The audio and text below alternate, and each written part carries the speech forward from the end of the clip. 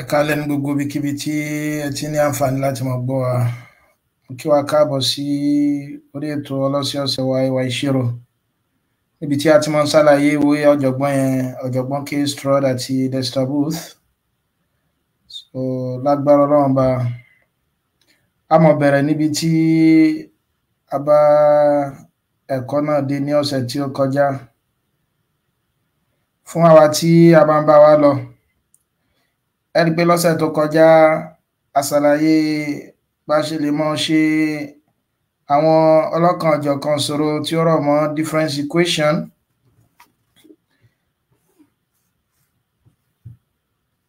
A sọ fún wa pé tá a bá ti ní recursive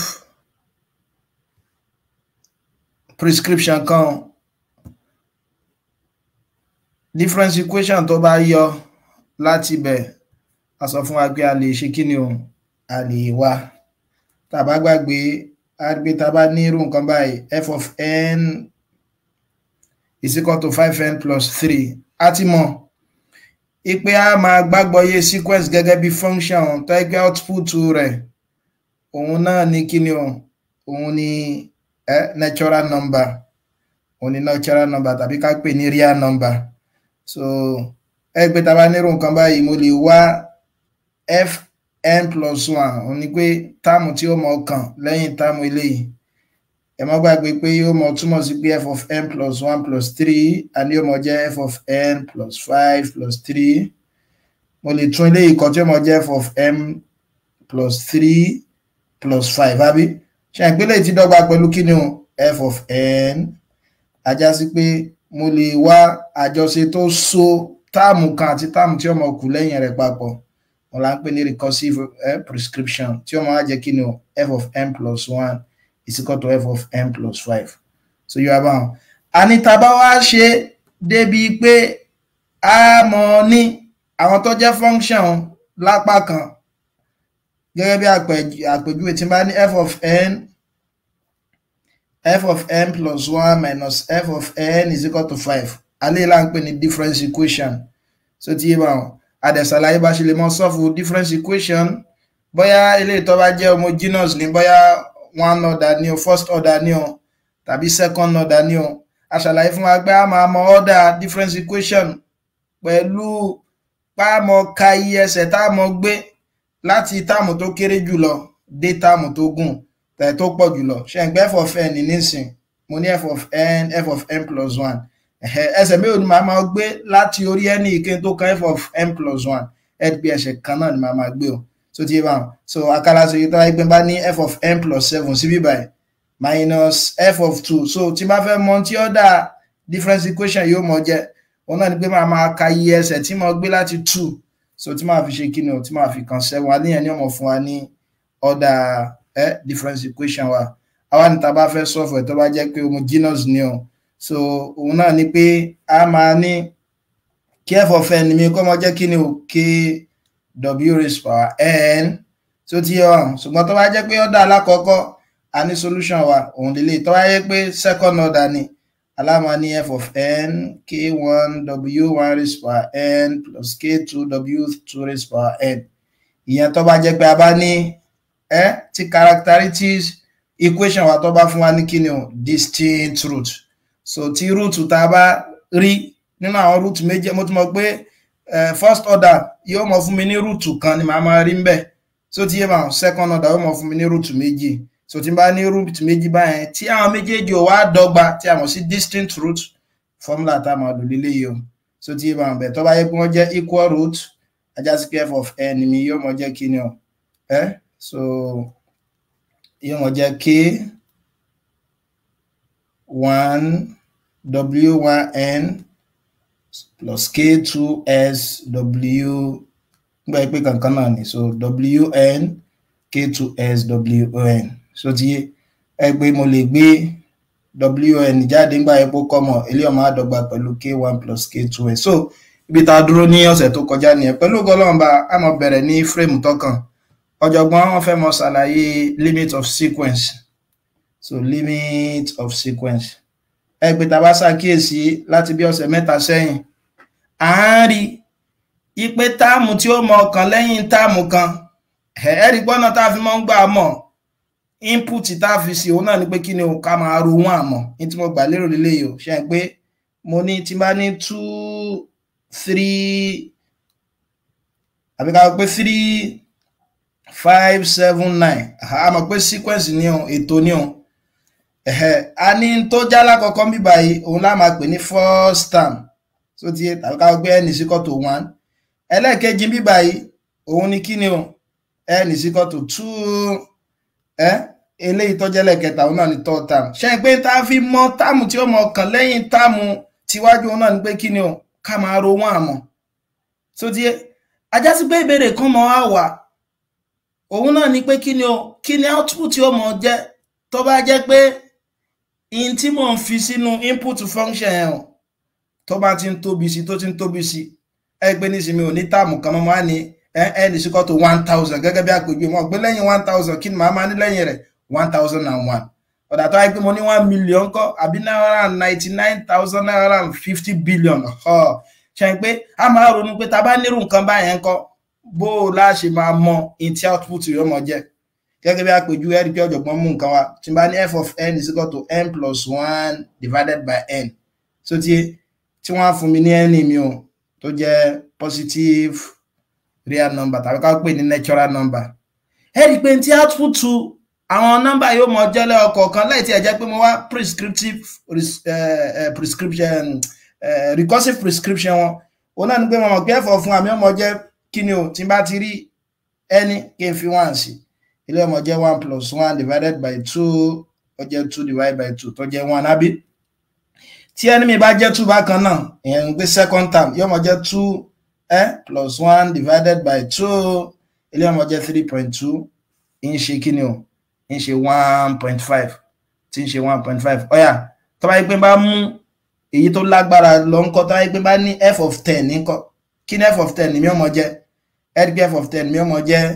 10 plus 1 divided by 2 so tiẹ̀ mo dẹ̀ mọ̀ pé 10 plus 1 divided by 2 yọmọ jẹ́ 11 divided by 2 kí ni 11 divided by 2 yọmọ jẹ́ 1.1 sáńsà kéèsì rẹ̀ ọ̀dà tó bá yí pé bá ní f of 100 dín kọ́ 100 plus 1 divided by 2 101 divided by 2 yóò mọ̀ fún mi ní 1 point mọ́ bínú gbogbo kìí ṣe 2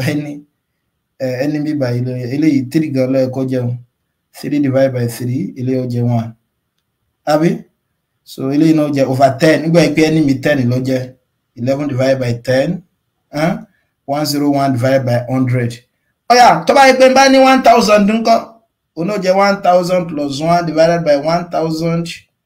1001 divided by 1000 yóò mọ̀ dọ́gba pẹ̀lú kíni o 1.001 kí lẹ ṣàkíyèsí ẹ rí i pé bí ẹni mi ṣe ń tóbi sí gẹ́gẹ́ bẹ́ẹ̀ náà ni kíni o gẹ́gẹ́ bẹ́ẹ̀ náà ni f of n mi ṣe kíni o ó ń súnmọ́ 1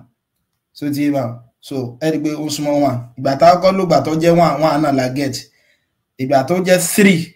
ẹ̀rí pé kí la get ń bẹ̀ no ìgbà tó jẹ́ 2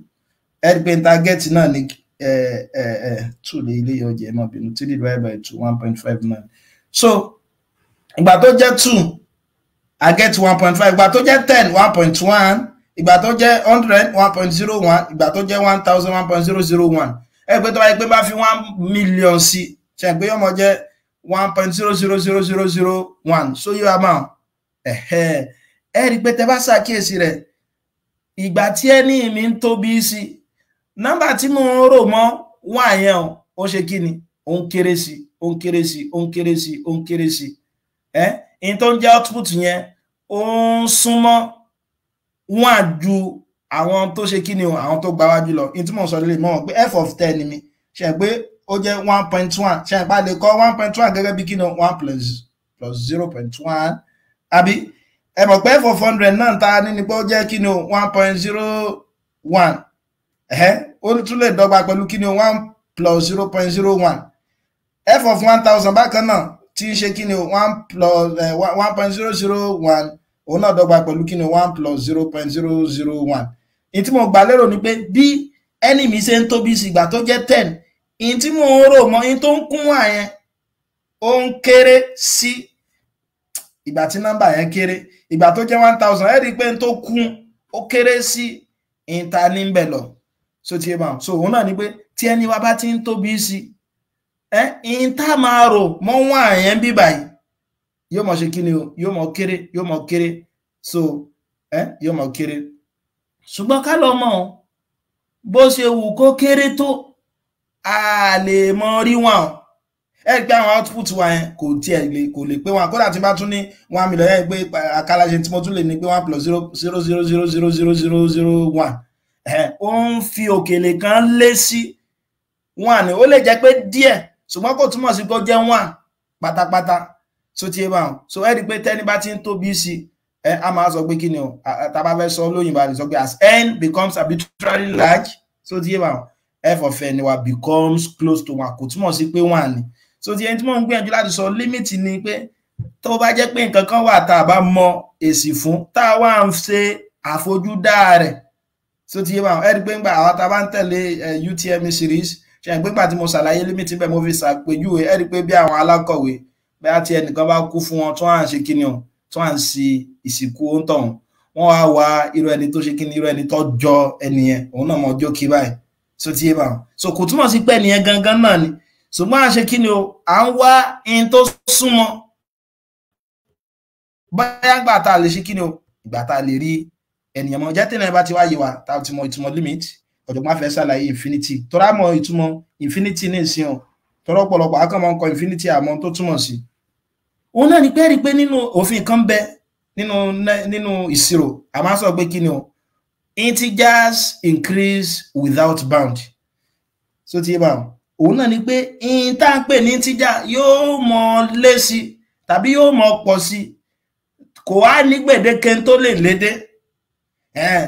rí pé tí wọ́n bá ní kẹ́nìkan mọ ka ogun tí integer jẹ́ ní ìsìn 1 2 3 4 5 6 7 8 9 10 yóò mọ ká lọ ni tá yóò fi parẹ́ ṣe pé ìgbà tẹnu bá tó ru ẹni ẹ ló ní pé dákun ta ló gbé wàhálà fún mi ta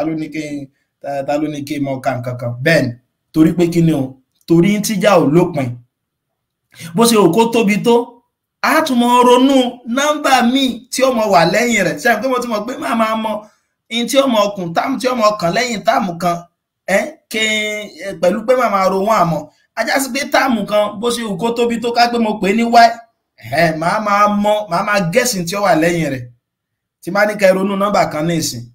so ti ra tó wá jẹ́ pé nínú ètò natural number ní báyìí sọ fún mi pé 555 ṣe pé máa ronú pé 556 ní ó kàn lẹ́yìn 555 gẹ́gẹ́ bẹ́ẹ̀ náà ni gbogbo integer àwa la mọ̀ ibi tó ti pín ó ti yé mà tó tẹ́ bá ṣe ń kà lọ tẹ́ bá sọ fẹ́ nìkan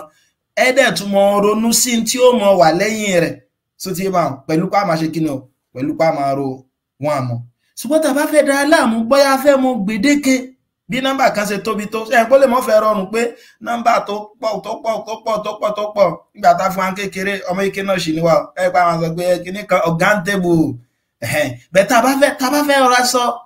gbèdéke yẹn láì jẹ́ pé a máa sọ pé lájà bó ṣe ń tóbi sí tó ń tóbi sí tá a bá fẹ́ mọ sọ òun náà ni pé ká sọ pé kíni o integer òun ó ṣe kíni o ó dórí infinity so tí bá infinity yẹn a máa ń pè báyìí a máa kọ báyìí àwọn tó jẹ́ àwọn ọmọ APC wọ́n ṣe bí wọ́n lè ní ọ̀gá àwọn ní ọ̀dàrú integer level tó ti wà kò túmọ̀ sí pé ọ̀gá yìí lọ so symbol kan nínú mathematics ni o so ti wà òun la máa ń pè ní infinity kò túmọ̀ sí pé infinity ní nọ́mbà tó pọ̀ jù so ti wà kò túmọ̀ sí pé infinity ní nọ́mbà tó pọ̀ jù ṣùgbọ́n a lè fi mọ́ ṣàfiwé rẹ̀ pẹ̀lú nọ́mbà tó pọ̀ gan tó lẹ́yìn infinity yìí gan àbí tí máa sọ pé nọ́mbà tẹ́ bá ti sọ pé gbèdéke nọ́mbà kan ni sẹ̀ǹpá tún máa mọ nọ́mbà tí ó mọ wà lẹ́yìn nọ́mbà yẹn pẹ̀lú pàmàrò kíni mọ̀ pẹ̀lú pàmàrò nọ́mbà mọ̀ ajá sí pé tí bá tún fẹ́ ronú pé nọ́mbà tó tún kéré jù nítòótọ́ kò ní gbèdéke bẹ̀ tí bá fẹ́ ṣàbò àfojúdá rẹ̀ mo lè sọ pé kíni o negative infinity. And that's why tá bá ya real line wa real line wa tí bá ní 0 bí báyìí a máa ní positive infinity negative infinity. Positive infinity ní pé kí ni o nọ́mbà tó pọ̀ gan tó ti bá nọ́mbà tó pọ̀ tó bá jẹ́ pé ẹ̀rọ tó nǹkan kan rúyẹ́ lẹ́mìí yín pọ̀ infinity pọ̀ ju nọ́mbà ń lọ kò túmọ̀ sí pé infinity lòfin rẹ̀ so ti yé báwọn so ṣùgbọ́n torí pé nínú ìṣirò ẹ rí pé nínú ìṣirò ọ̀nà nínú àwọn òfin tá a máa sọ náà ni pé kí ni ọ̀nà èdìmọ́ oníṣirò so ti yé báwọn tí nǹkan kan bá ṣẹlẹ̀ a máa wọ́n náà pé ọ̀nà wo la lè gbà tá a fi mọ yanjú rẹ̀ so ti ọ̀nà wo la lè gbà tá a fi mọ yanjú rẹ̀ ìgbà tá a ti mọ̀ pé symbol ni tá a sì fi ń sọrí pé nọ́mbà tó pọ̀ jù so ti yé báwọn lọ́pọ̀lọpọ̀ gbà máa wò pé okay náà ṣé ká fún kárí infinity yẹn kárí gẹ́gẹ́ bí nọ́mbà a dẹ̀ ti mọ̀ pé infinity àti ní kèsè nọ́mbà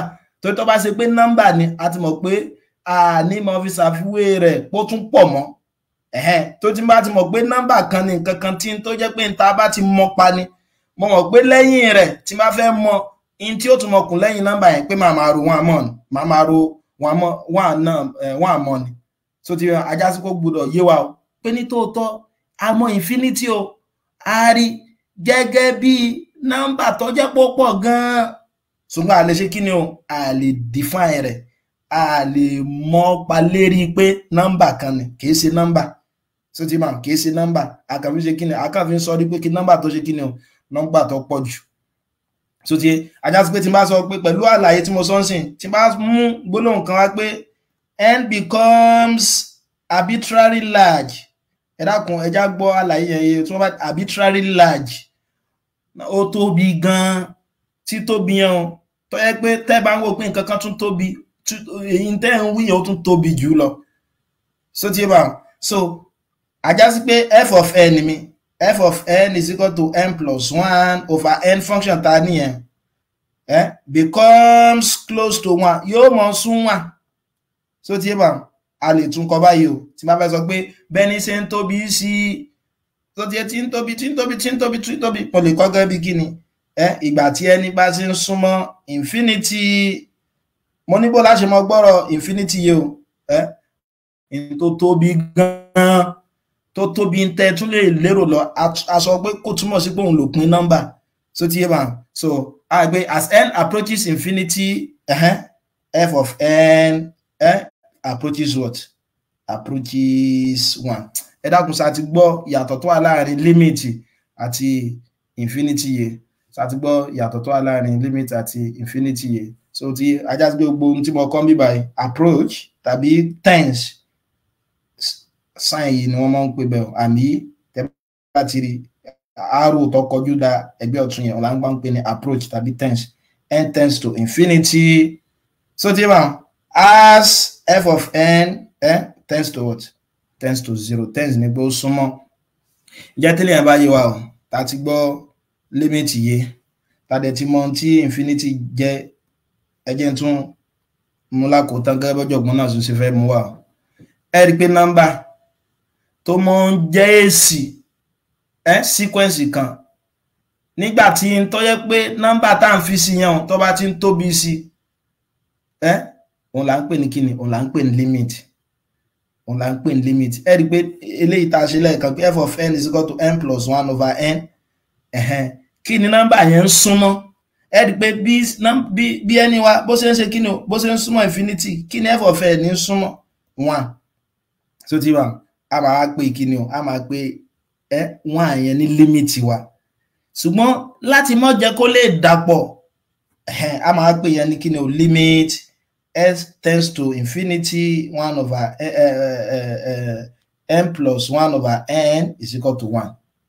gẹ́gẹ́ bẹ́ẹ̀ náà ni tí n bá ní 1 divided by n gẹ́gẹ́ bí àpèjúwe pé function kan jẹ́ 1 divided by n ṣe pé mo lè mọ f of 1 mi sí ni yóò jẹ́ 1 f of 2 mi kí ló wọ́n máa jẹ́ 1 over 2 tí ń ṣe 0.5 f of 10 mi yóò máa jẹ́ 1 over 10 0.1 so f of 100 yóò máa jẹ́ kí ni o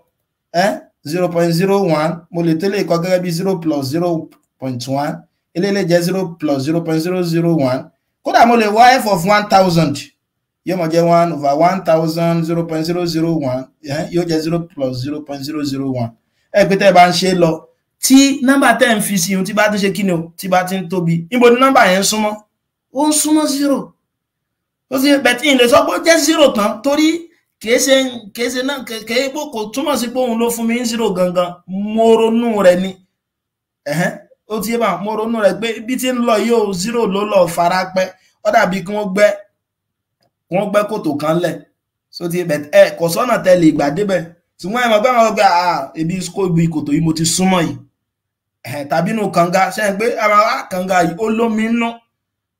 kò túmọ̀ sí pé ẹ kó sínú rẹ̀ ṣùgbọ́n ẹ lè ṣe kí ni ẹ lè fi ṣàfiwé rẹ̀ pẹ̀lú pẹ́kàn yọjú wo lásán mo bẹ gbọ́ àlàyé yeke tẹ́fẹ̀sọ tí bá ní limit as n tends to infinity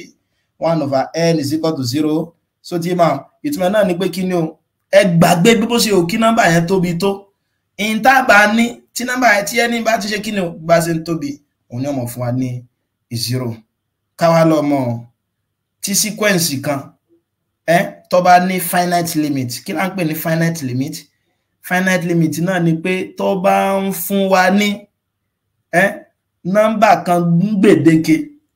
irú nísìn báyìí límìtì ẹ̀rì pa ló jẹ́ 0 ó wà finite so ti bá mọ́ ìpé tí ó jẹ́ lélẹ̀ yìí so ti ẹwẹ́ lẹ́yìn náà nísìn èyí tá kọ́kọ́ ṣe láàkọ́ ẹ̀rì pé límìtì yẹn ó jẹ́ 1 tó wáyé gbẹ̀ tí ní nọ́mbà kan ń gbèdéke báyìí a máa sọ pé kí ni o a máa sọ pé function yẹn o àbí ká pé sequence yẹn o converge so ti bá so tí sequence kan tó bá ní finite limit gẹ́gẹ́ bí àwọn àpẹẹrẹ méjèèjì tí mo ti mú wáyé a máa sọ pé kí ni o converge sí limit yẹn ajá sí pé tí bá ní f of n is equal to 1 so ti bá so f of n is equal to 1/n màá sọ pé ó wá converges to what to 0 ọ̀yà bó lẹ́sìn lè túnmọ̀ eléyìí sí sẹ́yìn pé àpẹẹrẹ aláàkọ́ lélẹ́yìí so tí bá ní limit as n tends to infinity n plus 1/n ṣe pé mo mọ̀ pé kí ni limit eléyìí ó jẹ́ 1 pẹ̀lú àlàyé tá a ṣe lẹ́ẹ̀kan ẹ pé tẹ́ bá ti fi nọ́mbà tó tóbi sí yóò mọ̀ súnmọ́ kí ni o yóò mọ̀ súnmọ́ ajá sí pé 1 ní limit yẹn ṣé finite limit ni àbí ṣe finite limit ni tọ́ra mọ̀ gbèdéke ibi tó dé so ti ajá sí pé tẹ́ bá fẹ́ sọ́nsìn ó náà ní pé máa sọ pé kí ni o sequence yìí n plus 1/n ẹ máa sọ pé ó converge sí rí kí ni o ó converge sí orí 1 a máa sọ pé ó converge sórí 1 ọ̀yà tí máa nírò eléyìí náà nǹkan limit as n tends to infinity 0.1 raised to power n so tí ma as n tends to infinity 0.1 raised to power n ta ló lè túmọ̀ tí ó jẹ́ ẹ rí pé gbà tí ẹni mi bá kọ́ jẹ́ 1 0.1 raised to power 1 sọ pé ọmọ jẹ́ 0.1 náà ìgbà tí ẹni mi bá jẹ́ 10 ẹ rí pé tí ọmọ jẹ́ 0.000000001 àbí tẹ́ bá tẹ̀ síbi calculator yín ẹni pé tó bá jẹ́ 1000 náà kí ni ọmọ jẹ́ 0.000000000 nítòótọ́ ó ń fi nǹkan kínkínní ó fi ń lé sí 0 bẹ́ẹ̀ níbo ló ń fara pẹ́ níbo ló ń lọ ó ń lọ sí 0 kí la lè sọ lórí limit yẹn a máa pè ní finite limit so tí bá ajá sí pé finite limit yẹn ó ń converge sí ibo ó ń converge 0 so mo lè sọ pé limit as n tends to infinity 0.1 raised to power n is equal to 0 pé ó converge sí 0 so ó converge sí 0 so tí bá lákòótán nínú àwọn òfin tá gbọ́dọ̀ mọ̀ tó rá mọ̀ lò tá bá tiẹ̀ tí ń ṣiṣẹ́ òun náà ni pé kí ni o tí bá ní limit mi as n tends to infinity so alpha raised to power n finite limit ni ọmọ ni yóò mọ̀ jẹ́ 0 ṣùgbọ́n láyà àfẹ́ o tígbà tí kí ni o tí alpha mi à ní pé nọ́mbà yẹn tó bá ju -1 lọ ṣùgbọ́n kò tó 1 so tí òun náà ni pé tẹ́ bá ní kí ni yẹn ṣé close interval lápé àbí open interval so tí báyìí so òun náà ni pé tí bá ní interval mi báyìí ṣe ń pé ká pé 1 bí báyìí tí -1 bí báyìí so tí gbogbo àwọn nọ́mbà tó wà bí báyìí so tí yé máa tó bá yí pé tẹ́ bá ti tó bá jẹ́ pé òun dẹ̀ ń fi sí alpha yẹn tó wà raised to power n tẹ́ bá ti tends to infinity 0 ní ọmọ jẹ́ ẹ ronú sí ẹ pé tí bá tún lo nǹkan mi tó wà láàrin 1 ní ìsìn ṣe pé ká pé bá lo gẹ́gẹ́ bí 0.2 gẹ́gẹ́ bí àpèjúwe ẹ rí pé yóò mọ kéré sí náà 0000 òun náà ní ẹ dákun ẹja take note yẹn ṣùgbọ́n kí èsì gbogbo limit ni ó mọ̀ fún wa ní finite limit o ni ó mọ̀ fún wa ní finite limit o ẹja ṣàlàyé infinite limit bákan náà ẹ wòrò àpèjúwe yìí o mo kàn fẹ́ fi ṣàpèjúwe ni o kò túmọ̀ sí pé gbogbo tó bá ti jẹ́ pé lóṣùpá nǹkan kan ni ó mọ̀ fún wa ẹ wòrò nǹkan báyìí tí bá ní f of n is equal to n raised to power 3. Ẹ̀rí pé tí n bá lo f of 1 yóò mọ̀ jẹ́ 1, f of 10 yóò mọ̀ jẹ́ 1000 dàbí f of 100 ìyẹn mọ̀ jẹ́ 10 raised to power 4 àbí 100 ẹ má bínú 100 raised to power 4 yóò mọ̀ túmọ̀ sí kíni, that's 10,000. Ẹ rí pé ń lọ sí, tẹ́ bá tún fi nọ́mbà tó tóbi sí, ẹ rí pé nọ́mbà yẹn ń sàn lo òkè sí ti ẹni kò mọ súnmọ́ nọ́mbà kan. So tí bá nọ́mbà yẹn lo òkè sí ni kò mọ súnmọ́ nọ́mbà kan, a máa pè léyìn ní kíni o, infinite limit. So tí bá a máa pè ní infinite limit. Ètò bá jẹ́ infinite limit báyìí, a máa sọ pé ó diverge. Òun náà ni pé kò mọ fẹ́nu sọ nọ́mbà kan, ó diverge ni. So the adjust limit as n tends to infinity n raised to power 3 níbí báyìí. So ṣe kíni o, ó diverge ni, òun là ń pè ní infinite limit. Táì pé ní Yorùbá ní kàkà kọ́mọ dẹ̀ lára oníkíní kan líle koko ló tún lé sí. So yẹn pé instead tó fi yẹ kọ́mọ lọ sórí nọ́mbà kan tó jẹ́ pé àdínkù ló tún ìsàn lé sí tí ẹ sàn bá sí ni. So irú yẹn a máa pè ní pé ó wà diverge, ó diverge. Ẹ gbé mọ́ sọ irú tí mo kọ lókè yẹn lọ́pọ̀lọpọ̀ ọgbà téèyàn bá gbọ́yé dáadáa ó lè fẹ́ dàrú o. Kò túmọ̀ sí pé in tí mo kọ́ bẹ̀ yàn pé limit n raised to power 3 is equal to infinity. Kò túmọ̀ sí pé infinity gangan ló túmọ̀ sí. Bẹ̀ mo fẹ́ ká gbọ́yé pé gbogbo tá bá ti ń fi sí ẹ pé ó ń tóbi sí ni, ó ń tóbi sí ni, ó ń tóbi sí. Ìtí mo ń gbà lérò pẹ̀lú rẹ̀ nìyẹn. So tí bá so ìtí mo ń gbà lérò pẹ̀lú rẹ̀ nìyẹn. Ọ̀yà ta ni wàá sọ tẹ́lẹ̀ yóò jẹ́ ṣé a lè sọ eléyìí ṣé a sọ pé ó converge ní àbó ó diverge. Ẹja ronú sí dáadáa. Ọ̀yà kódà mo lè tú palẹ̀ mo wà gbé nínú òfin tá mọ́ ń kọ́ òun náà ni pé tó bá yí pé ń bá ní táàmù méjì x plus y tí máa divide pẹ̀lú nọ́mbà kan tẹ́ bá ní binomial expression divided by monomial expression ẹ lè pín fún ọlọ́yọ̀ kọ̀ọ̀kan. Ilé ọmọ túmọ̀ sí x plus 2 plus y over 2 x over 2 plus y over 2 ajá sí pé lẹ́yìn náà ní sí mo lè lò bí ọmọ jẹ́ kí ni n square over n plus 1 over n. So tí yé bá ẹ pé lẹ́yìn ọmọ jẹ́ limit as n tends to infinity kí lẹ́yìn ọmọ jẹ́ n àbí plus 1 over n. Ọ̀yà ẹ pé tẹ́ bá ń ṣàkíyèsí rẹ̀ ẹ pé nọ́mbà yẹn mọ̀ ṣe kí ni yóò mọ̀ tóbi sí tí máa kọ́ fi 10 sí yóò mọ̀ jẹ́ 10 plus 1 over 10 tí máa fi 100 sí 100 plus nǹkankan 1000 plus nǹkankan tí máa fi 1 million sí nǹkan 1 million plus nǹkankan ajá sí pé mo lè gbé léyìí sí pé kí ni o ó jẹ́ kí ni o ó jẹ́ infinite limit. A máa sọ pé irú limit yẹn sọ converge ni àbó diverge ó diverge. Ìjẹ́ tẹ́lẹ̀ yẹn bá yé wa tá bá gbọ́yé ká lọ mọ̀ páwọn òfin oríṣiríṣi ọ̀rọ̀ mọ́ limit yìí o. So ti ẹ rí pé ìṣirò ọmọ ń bá òfin ṣiṣẹ́ ni. So ti ìṣirò ọmọ ń bá òfin ṣiṣẹ́ so that èèyàn ò ní mọ̀ ṣe kí ni o èèyàn ò ní mọ̀ ṣe àṣìṣe àti pé òfin yẹn yóò jẹ́ kí nǹkan ọmọ ya kánmọ́kánmọ́. So nínú àwọn òfin tá lè lò fún limit náà ni pé kí ni o àwọn algebra wa bóyá bí àwọn òfin algebra ni a mọ̀ pé tá bá ní algebra commutative property ó mọ̀ ṣiṣẹ́ ń bẹ̀ commutative property yóò mọ̀ ṣiṣẹ́ fún kí ni o yóò mọ̀ ṣiṣẹ́ fún addition àbí multiplication ní limit náà ọmọ bá ṣiṣẹ́. So ti and then limit náà tún satisfy linearity property tẹ́ bá gbàgbé sẹ́yìn pé nígbà tá ṣe sẹ́yìn mo ní linearity property òun náà ni pé tó wáyé pé n bá ní f of u v àbí kí wọ́n pé au plus wv àbí a ní ọmọ dọ́gba pẹ̀lú kí ni o a f of u plus w f of v a lọ satisfy kí ni o factor addition àti scalar multiplication limit náà ó bá òfin yẹn wọlé o. So náà ni pé ká pé bá ní limit ọ̀jọ̀gbọ́n ní tó wáyé pa bá ní limit as n tends to infinity f of n tó wá jẹ́ f. So tí máa ní limit n tends to infinity g of n tó ń bá jẹ́ g mo bá túmọ̀ limit adẹ̀ ìtumọ̀ tí infinity jẹ́ òfin alákọ̀ọ́kọ́ náà ní kí ni o multiplication by constant.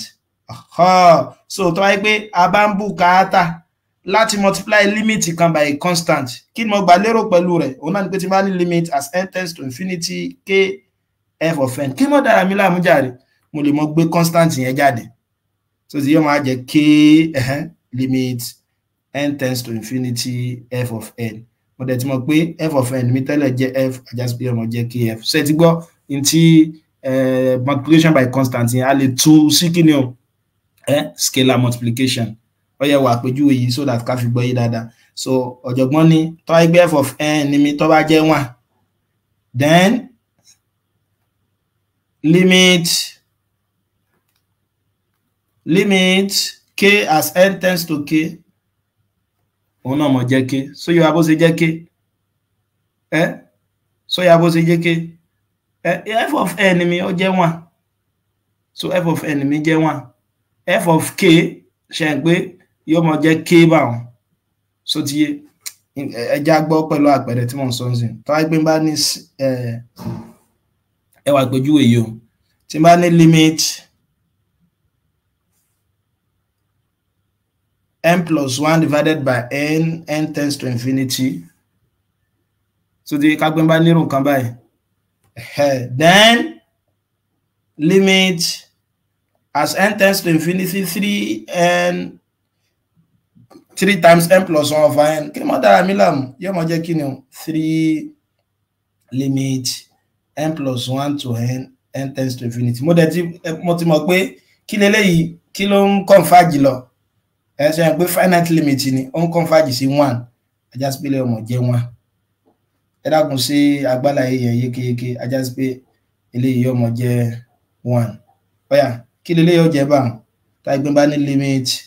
2n plus 2 divided by 3n tends to infinity. Bí ẹ gbé 2 common nínú numerator, mo lè gbé 2 jáde o. Màmá ní kí ni o? Limit n tends to infinity 2n plus 1 3n. Ṣé ìgbélé yà lè tún kọ tí ọmọ jẹ́ limit n tends to infinity 2 divided by 3n plus 1 over n. Ṣé ìgbé mo lè gbé constant jáde or satisfy scalar multiplication. So yóò máa jẹ́ limit as n tends to infinity n plus 1 over n. Ẹ dẹ̀ mọ́ gbàgbé kí leléyìí jẹ́ ilé ọmọ jẹ́ 1. So ajá sí pé ilé ọmọ jẹ́ 2 over 3. Ẹ mọ́ gbàgbé pé limit as n gbogbo àwọn kíní ẹ̀ gbọ́dọ̀ dí mú kò bùkátà kásẹ̀ mọ́ ṣe mọ́ nígbà ipa ti ṣàlàyé lẹ́ẹ̀kan. So limit n plus 1 over n àmọ̀ pé ọmọ approach 1. Nínú àwọn òfin ìmíràn òun náà ni pé kí ni ó tún satisfy factor addition. So ìyẹn òfin sum àti differences. So òun náà ni pé tí bá ní limit as n tends to infinity f of n plus g of n yóò mọ̀ dọ́gba pẹ̀lú kí ni o. Òun náà ni pé a máa fún wọn ní limit yẹn lẹ́yọ kọ̀ọ̀kan. So tí yóò jẹ́ limit as n tends to infinity f of n plus limit n tends to infinity g of n. A dẹ̀ ti mọ̀ lókè pé f of n mi jẹ́ kí ni o? F of n mi jẹ́ f. So f of n mi jẹ́ f plus àmọ̀ pé g of n limit g of n òun náà jẹ́ g òun náà nìyẹn. So tí ajá sí pé tí n bá nírú nǹkan báyìí ńkọ́. So tó wáyé pé wọ́n fún mi ní ìbéèrè kan pé limit as n tends to infinity n plus 1 over n, àwọn pé finite limit ni ó converge sí 1 àbí pẹ̀lú àlàyé tá a ṣe lẹ́ẹ̀kan. Tí mo dẹ̀ ní limit as n tends to infinity 1 over n is equal to 0, finite limit lòun náà converge sí 0. Ẹ̀yà tó bá ní ká fún wa irú nǹkan báyìí ńkọ́, limit n tends to infinity n plus 1 divided by 5n minus 6 over n. Ẹ mọ́ dára láàmú. Kí ni ọkọ̀ọ̀kọ́ wá sọ́kàn yín? Nípa ẹni tó tọ́ binomial expression ni. Ṣùgbọ́n bó ṣe jẹ́ binomial expression tó minus ló dá láàrin àìlè lo linearity property. Òfin difference yẹn ó mi pé mo lè fún ọ lẹ́yọ̀ kọ̀ọ̀kan. Yóò mọ̀ jẹ́ limit as n tends to infinity n plus 1 divided by 5n minus limit as n tends to infinity 6 divided by n. Ṣàgbọ́yé? Ṣe ń pé second term náà nísìn a lè ṣe kí ni o? A lè lo linearity property fún òfin scalar multiplication fún náà. Yóò mọ̀ jẹ́ 6 limit n tends to infinity 1 over n. Ta ó lè sọ tí limit eléyìí ó jẹ́. Kí ni limit as n tends to infinity 1 over n ó mọ̀ jẹ́ 0. Ẹgbẹ́ tẹ́ bá ti fi nọ́mbà tó tóbi sí yóò mọ̀ súnmọ́ kí ni o? Yóò mọ̀ súnmọ́ 0. Ajá sí pé eléyìí ọmọ túmọ̀ sí 0. Ẹ̀yà ta ó lè sọ ìntí dàgàdàngọ́mí yóò mọ̀ jẹ́ o. Ṣé ẹgbẹ́ nísìnyí mo lè gbé 1 over 5 náà jáde ń bí báyìí. Yóò mọ̀ jẹ́ limit n tends to infinity n plus 1 over n. Ṣé bẹ́ẹ̀ kọ́ ni? Bẹ́ẹ̀ ni o. so ilé ọmọ jẹ́ 1/5 ọ̀yà kí dẹ̀ mọ̀ kí la mọ̀ tẹ́lẹ̀ ọmọ jẹ́ kí la mọ̀ tẹ́lẹ̀ ọmọ jẹ́ ilé ọmọ jẹ́ 1 ẹgbẹ́ náà àwọn tá ti kọ tẹ́lẹ̀ ní pé wọ́n ni tí mo fẹ́ ká náà tá ti gbọ́ yìí òun náà ní pé limit 1/n as n tends to infinity a ní ọmọ jẹ́ 0 àṣàlàyé bó ṣe jẹ́ bẹ́ẹ̀ n tends to infinity n/n plus 1/n a ní ọmọ jẹ́ kí ni o yóò mọ fún wa ní finally yóò mọ converge sí 1 so nínú tá a dẹ̀ ṣe òun náà ní pé limit alpha raised power n as n tends to infinity yóò mọ jẹ́ 0 lópin ìgbà tí kí ni o lópin ìgbà tí alpha mi bá wà ní báyìí so tí yé bá so ajá sípélé yìí yóò mọ fún mi ní 1 divided by 5 yóò mọ fún mi ní 1 divided by 5 kódà òfin product náà ṣiṣẹ́ fún un so tí product náà ní pé kí ni o product limit function méjì yóò mọ dọ́gba pẹ̀lú product limit wọn lọ́yọ̀ kọ̀ọ̀kan pé tí bá ní limit as n tends to infinity f of n g of n àbí yóò mọ dọ́gba pẹ̀lú kí ni mo lè fún ọ lọ́yọ̀ kọ̀ọ̀kan f of n limit g n tends to infinity f of n limit f of n times limit n tends to infinity g of n so tí bá gẹ́gẹ́ bẹ́ẹ̀ náà ni fún quotient náà tí bá ní limit f of n divided by g of n as n tends to infinity kí mọ́ dára mi láàmú jàre so tí òun náà ni pé limit quotient function kan yóò mọ dọ́gba pẹ̀lú quotient limit wọn òun náà mọ jẹ́ limit as n tends to infinity f of n divided by limit as n tends to infinity g of n wọ́n bí agbára yìí yékéyéké bá ọ̀yà ẹja lo àpẹẹrẹ yìí ká pé mo ní limit example limit n tends to infinity n plus 1 divided by n square kò lè rárá ṣe pé mo lè ro nú rẹ̀ lórí tí mo lè ṣe ṣe pé lè jẹ́ limit as n tends to infinity nígbà pé mo ti mọ̀ tí n plus 1/n jẹ́ àbí mo lè tún kọ báyìí tí ó mọ jẹ́ times 1/n àbí bẹ́ẹ̀ni so tí bá lò fin product fún yóò mọ jẹ́ limit as n tends to infinity n plus 1/n times limit as n tends to infinity 1/n ẹ̀dẹ̀ mọ́ gbàgbé inú òfin ta ti kọ kí lélẹ́ ọmọ converge sí ilé ọmọ converge sí rí 1 àbí then ilé ọmọ converge sórí 0 ajá sí pé limit ọ converge sí rí 0 finite limit ni ọ so finite limit ni ọ̀yà bóò ni eléyìí náà tún kọ́ lápẹẹrẹ kan sí ká lè gbọ́ yìí dáadáa limit 3 minus 4/n divided by 2/n plus 5 as n tends to infinity kò lè rárá o ajá sí pé ọmọ jẹ́ mo lè fún ọ lẹ́yọ̀ kọ̀ọ̀kan náà pẹ̀lú òfin quotient yọmọ jẹ́ limit as n tends to infinity 3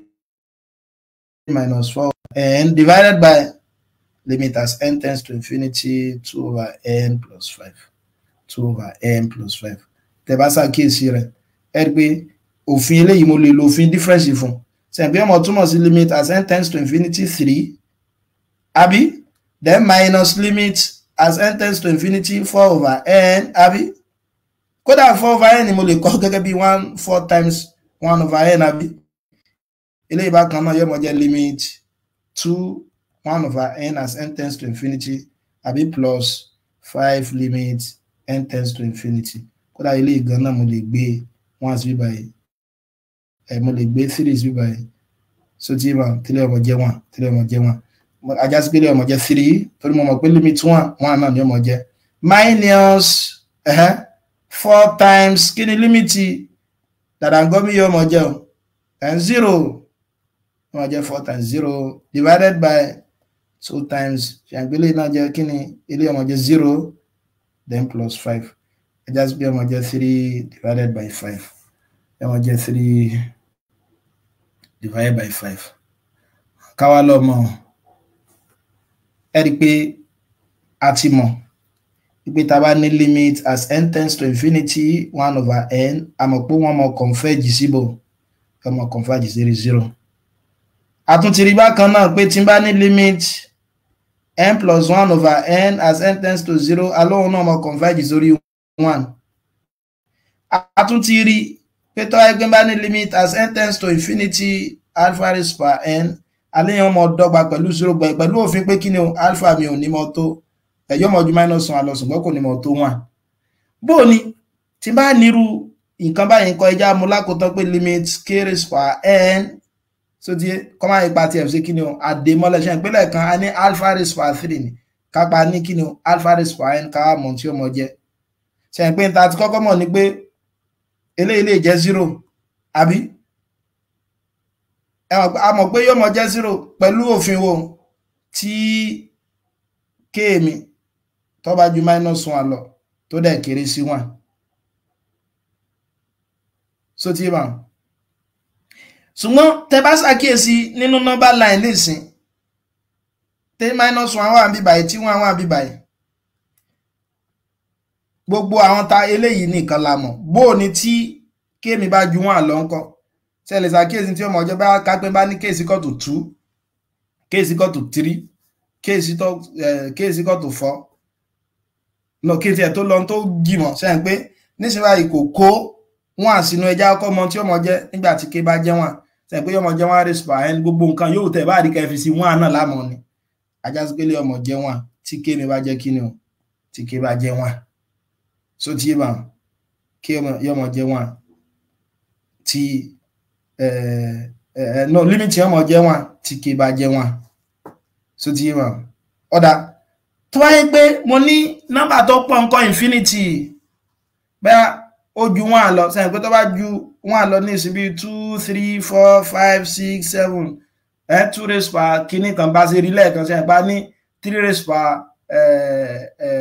3 raised power 3 raised power kankan ẹ̀rí pé yóò mọ̀ sí kíni yóò mọ̀ tóbi sí ni ajá sí pé limit yẹn yóò mọ̀ jẹ́ kíni o yóò mọ̀ jẹ́ infinity yóò mọ̀ fún wa ní finite limit tí k mi bá ṣe kíni o tó bá ju 1 lọ ọ̀yà táwọn lè mọ̀ sọ tí ó máa jẹ́ tó bá kéré sí 1 sẹ́yìn pé tó bá kéré sí 1 negative number mo níyẹn so tí tó bá kéré sí 1 báyà mo ní -2 gẹ́gẹ́ àpèjúwe limit as n tends to infinity -2 raised power n sẹ́yìn pé nọ́mbà yìí yóò mọ̀ ṣe kíni o yóò mọ̀ alternate ni ká pé mo bá ní positive mo bá ní even number yóò jẹ́ positive tí bá ní odd number yóò jẹ́ negative ajá sí pé àti ẹ̀ mọ̀ in tó lè pé yóò fẹ́ jẹ́ ń bẹ so tí èèyàn máa jẹ́ kí ni undefined ó ṣe ń tún wí lẹ́ẹ̀kan sí náà ni pé limit yìí ó wúlò fún wa nínú àwọn sẹ́tà máa ṣe o nígbà tí ẹni bá ti jẹ́ infinity àní yóò mọ̀ jẹ́ 0 ẹ̀rí parí yẹn lẹ́ẹ̀kan tí kí ni níwọ̀n gbà tí k mi tó bá ju -1 lọ tó jẹ́ positive ṣùgbọ́n kò tó 1 àní yóò mọ̀ jẹ́ 1 pẹ̀lú ohun tá a rí yẹn pé tí k bá jẹ́ 1 yóò mọ̀ jẹ́ infinity tí k bá ju 1 lọ so tí wà so yóò dẹ̀ mọ̀ wà undefined so tí k tó bá dọ́gba pẹ̀lú -1 tàbí ó kéré sí -1 so tí ọ̀yà ajá sí pé pẹ̀lú òfin yìí o limit n tends to infinity 1 divided by 3 raised power n tani ọ̀sán tí ilé ọmọ jẹ́ infinity tó ló ṣe kí ni ẹ mọ́ bínú mo tún ní infinity 0 ni ọmọ jẹ́ tó ló sì wà láàrin kí ni ó wà láàrin -1 àti 1 ṣe pé 1 divided by 3 yóò mọ̀ fún ní 0. kíní kan so tí ṣùgbọ́n tí máa ní limit as n tends to infinity 3 raised power n kí ló mọ̀ jẹ́ tó délé yìí ti ju kí ni lọ ó ti ju 1 lọ infinity ni so tí torí finite limit ní ọmọ fún wa ẹgbẹ́ 3 raised by 10 yóò mọ̀ jẹ́ 3 times 3 times 3 times 3 so 3 raised by 1 million yóò mọ̀ pọ̀ sí ni ọ̀yà bẹ̀rẹ̀ tí bá ní limit n tends to infinity -3 raised by n kí ló mọ̀ jẹ́ undefined torí mo mọ̀ pé kí ni yóò mọ̀ alternate láàrin positive àti negative so kò wá define ọ̀yà tí bèrè ẹ̀rí gba tí a mọ̀ ìta ń pè ní kí ni convergence àti divergence nísìn àti mọ̀gbà tí a máa sọ pé limit converge àti mọ̀gbà tí a máa sọ pé wá diverge mo sọ fún wa pé a máa sọ pé limit kan wà ó converge sí nọ́mbà kan ká gbé ní a so òun náà ni tó wáyé pé bá ní finite limit so tó ń fún mi ní finite limit tí ó bá ti fún wa ní finite limit so tí tó jẹ́ pé infinite limit a máa sọ pé ó ṣe kí ni ó wá diverge ọ̀yà ta ni wàá sọ tí lè ọmọ jẹ́ kágbẹ́ bá ní f of n is equal to 0.01 raised by n kí lẹ lè sọ nípa sequence kí lẹ lè sọ lórí sequence 0 tẹ́ bá fẹ́ dá láàbí ìtẹ́kàn sọ ní pé limit as n tends to infinity 0.01 raised by n mo dẹ̀ mọ̀ pé pẹ̀lú òfin ta kọ lókè ilé ọmọ jẹ́ 0 so ti ajá sí pọ́ converge sí 0 mo gbàgbé pé a ní limit as n tends to infinity alpha raised by n yóò mọ dọ́gba pẹ̀lú 0 níwọ̀n gbà tí kí ni o alpha mi tó bá ju negative 1 lọ tó dẹ̀ sì kéré sí 1 so ti ọ̀yà ta ó lè sọ tí lè ọmọ jẹ́ 1 divided by 0.01 raised by n kí lẹ lè sọ nípa limit yẹn 1 divided by 0.01 raised by n kò ní ara ìmọ̀jọ́ dá yìí láàmú tó bá sèmi lẹ́yìn ni màá kọ́ wá kí ni 1 divided by 1.01 jẹ́ ṣe ń pé 10 ni ajá sí pé túnmọ̀ ilé ni pé 10 raised by n ọ̀yá kí ni limit as n tends to infinity 10 raised by n ó jẹ́ báwọn rí pé tó jẹ́ alpha bíbà yóò ti ju 1 lọ adẹ sọ pé tí yóò bá ti ju 1 lọ yóò mọ̀ jẹ́ kí ni o yóò mọ̀ jẹ́ infinity ajá sí pé nígbà tó fún wa ní infinity yẹn sọ converge ni àbọ̀ diverge ó diverge sí kí ni o limit infinity ó diverge sí limit infinity ẹ̀yà ilé yẹn kọ́ láì tiẹ̀ láì jàtàrí nú limit -1 divided by 0.1 raised by n as n tends to infinity ẹ mọ́ dára yín láàmú jáde so ilé ọmọ jẹ́ limit as n tends to infinity -10 raised by n adẹ̀mọ̀ pé tó bá jẹ́ pé negative a ní ọmọ fún wa ní kíni o undefined náà ṣe kíni ó diverge ni o so sequence yẹn náà diverge ni o so ìjẹ́tẹ̀lẹ̀ bá yé wa màmá ka di fídíò yìí lẹ̀ pẹ̀lú indeterminate limit fáǹfààní àtà máa ń bá ẹ̀kọ́ olójoojúmọ́ wa lọ ẹ̀ pa ṣàlàyé indeterminate nínú ara ayé tá a ṣe lérè fẹ́ a ní tá a bá fi gbọ́yé sí kíni o sí tá a bá fi límìtì gbọ́yé wọn náà ni pé indeterminate ni pé tí iyèméjì bá ti ń bẹ nínú tó yẹ kó jẹ́ èsì ánsà kan tí iyèméjì bá ti ń bẹ nínú tó yẹ kó jẹ́ èsì ánsà kan alámàpè ní kíni o alámàpè ní indeterminate ẹ ṣé púpọ̀ olóyè Adélabú so tí ẹ̀ ń darapọ̀ mọ́ wa so alámàpè ní indeterminate ń bọ̀ kí ni ẹ ti ó ti múná lọ padà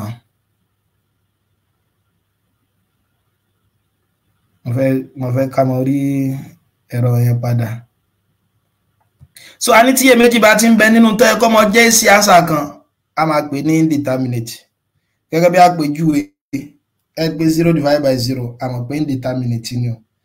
sàmọ̀dí tó fi jẹ́ indeterminate tó ti torí mo lè mọ gbọ́ in tí ó jẹ́ èsì ánsà yìí yé mo lè mọ gbọ́ yé sí nǹkan méjì ẹ rí pé 0 divided by 0 àwọn kan lè sọ pé 0 ni bẹ́ẹ̀ ni wọ́n gbà pẹ̀lú òfin kíni o pẹ̀lú òfin pé tí numerator bá ti jẹ́ 0 ẹ̀mọ́ dára yín láàmú 0 ní ọmọ jẹ́ tí dividend bá ti jẹ́ 0 lẹ́mọ̀ ní 0 divided by 1 million kí lámọ̀ ní 0 ní ọmọ jẹ́ ajá sí pé tẹ́nìkan bá sọ pé 0 ni èsì 0 divided by 0 yìí kọjá yóò pa ṣùgbọ́n lọ́pọ̀lọpọ̀ ọgbà náà a tún lè gbọ́ yé pé kí ni o 0 tún jẹ́ infinity wọ́n gba bí má gbàbẹ̀ mọ́ gbà èwo láwàá tẹ̀lé ẹ mọ́ bínú 0 divided by 0 ó lè fún wa ní undefined mo fẹ́ sọ ṣe mọ̀ pé undefined náà ni pé kí ni o tí n bá ti ní denominator ní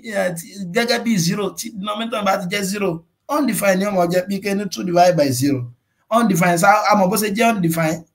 torí mọ̀ pé tí má define di nọ́mbà kan pẹ̀lú nọ́mbà mìíràn máa ní divisor èyí tó dẹ̀ jẹ́ divisor mi tí n bá multiply rẹ̀ máa ní quotient èyí tí ó jẹ́ quotient mi tí bá multiply rẹ̀ pẹ̀lú divisor padà yóò ó gbọ́dọ̀ mọ́ fún mi dividend gẹ́gẹ́ bí àpèjúwe tí n bá 8 divided by 4 2 nífa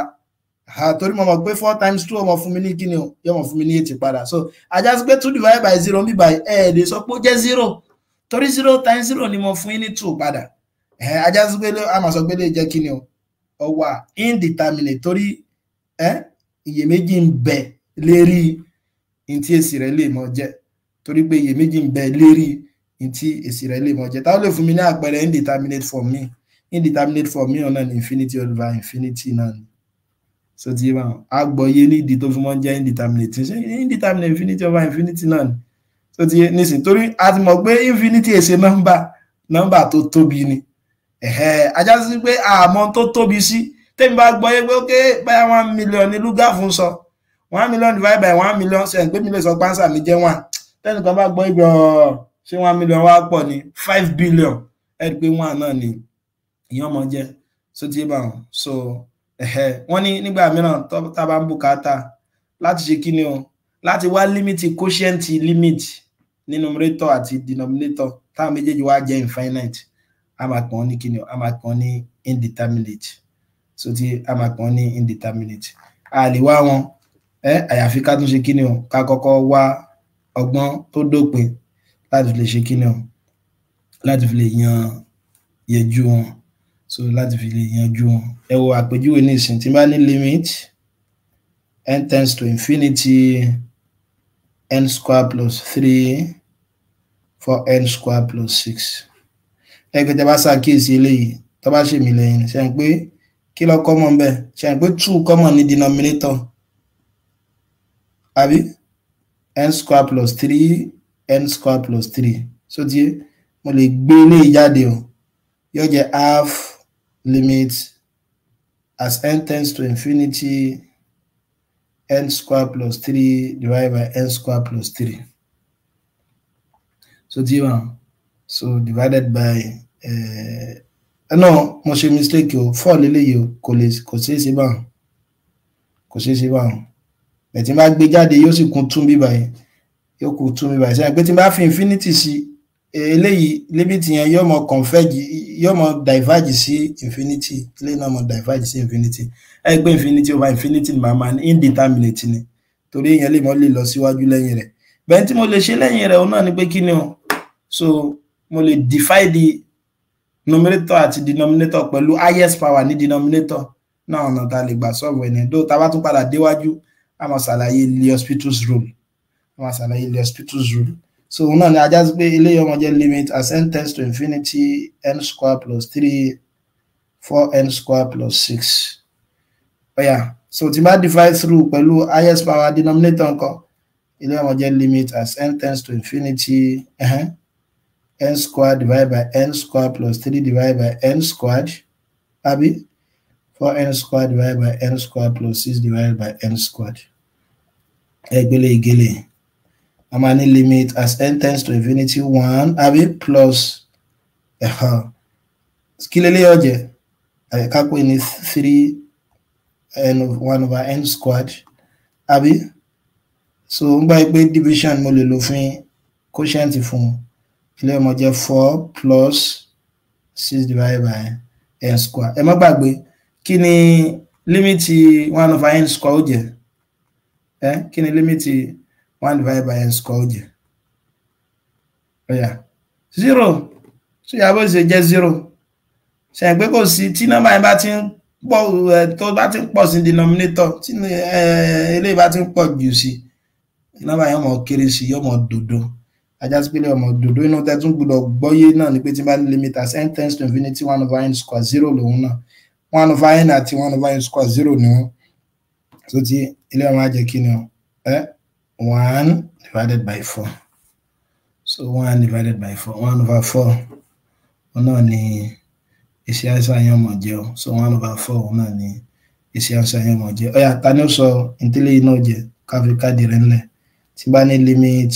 as n tends to infinity 7n square minus 2 5n square plus 8 ṣe ń pé tí bá ti ẹ̀ kọ́kọ́ fi sí infinity over infinity ni màá ní so tí yé máa torí mo mọ̀ pé limit n square òun mọ̀ diverge ní sí infinity eléyìí náà mọ̀ diverge sí infinity over infinity ṣùgbọ́n náà tí mo lè gbà ṣe náà ni pé kí n divide through by highest power of the denominator tí ń ṣe n square ilé àwọn jẹ́ limit as n tends to infinity 7n square divided by n square minus 2 divided by n square divided by 5n square divided by n square plus 8 divided by n square kí lè lé ọmọ jẹ́ ṣe ń pé tẹ́ bá wá limit ẹja ṣe lọ́yọ̀ kọ̀ọ̀kan kẹfì lè rí tí wọ́n sọ limit as n tends to infinity 7 àbí torí ilé yóò gẹ̀rẹ̀ àwọn minus limit 2 over n square kódà mo lè gbé 2 wá bí báyìí náà àbí n tends to infinity then divided by limit n tends to infinity 5 àbí minus 8 limit n tends to infinity 1 over n square. Mo dẹ̀ mọ̀ pé eléyìí ọmọ fún mi ní 7, eléyìí ọmọ jẹ́ 0, 0 times 2 0, 5 minus 0 yóò mọ̀ jẹ́ 7 divided by 5 yóò mọ̀ jẹ́ 7 divided by 5. So agbọ́ ọlọ́mọba a mọ̀ dúró sí bíbá ilé ni kí la ṣàlàyé lè ní wọn náà ní pé a ṣàlàyé limit o. A sọ fún wa pé ìgbà tá a ti mọ̀ pé sequence number tá a bá fẹ́ mọ̀ táàmù tí ó kàn lẹ́yìn táàmù mìíràn òun ni pé